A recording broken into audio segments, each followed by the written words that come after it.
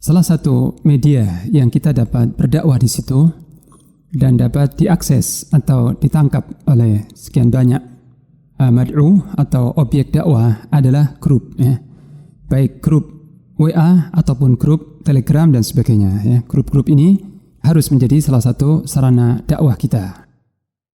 Jadi baik kalau kita di situ men-share, ya, kajian atau ceramah yang bermanfaat, yang menunjukkan jalan yang lurus dan berisi nasihat-nasihat yang mencerahkan, maka tidak masalah dan insya Allah kita dihitung atau kita dicatat mendapat pahala, ya.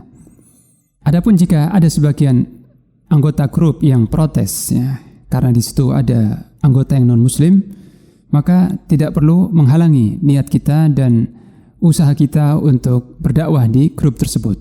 Sebab tidak ada seorang muslim yang berdakwah lalu diterima secara bulat, diterima secara mulus oleh audiens, oleh orang-orang yang diajak bicara, tanpa ada yang menegur, mengkritik, membenci dan sebagainya, ya.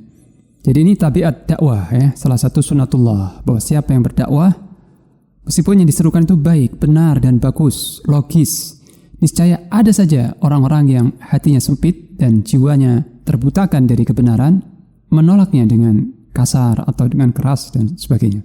Dan tabiat dakwah begitu, jadi tidak usah membuat kita down atau mundur niat kita dari berdakwah hanya karena ada yang protes. Biarin aja, tidak masalah, teruskan, ya. Yang penting isi kajian tersebut adalah hal-hal yang menunjukkan kepada keimanan, ya.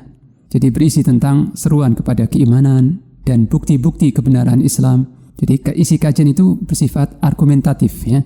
Berisi penjelasan-penjelasan dan argumen-argumen yang masuk akal, yang logis, disampaikan dengan bahasa yang santun dan jauh dari caci maki dan hujatan, tidak masalah, ya. Kecuali kalau isi ceramah itu berisi caci maki, hujatan dan sebagainya, ya wajar diprotes. Tapi kalau isi kajian itu sudah benar, sudah baik, orang-orang yang hatinya bersih akan menerima, ya. Dan juga ceramah itu tidak mengandung cacian, hujatan, vonis dan sebagainya, tapi berisi, ya, seruan kepada iman, kepada Islam, nasihat, akhlak yang baik, adab-adab dan sebagainya, maka tidak usah mengurungkan niat kita hanya karena ada protes dari sebagian anggota, ya.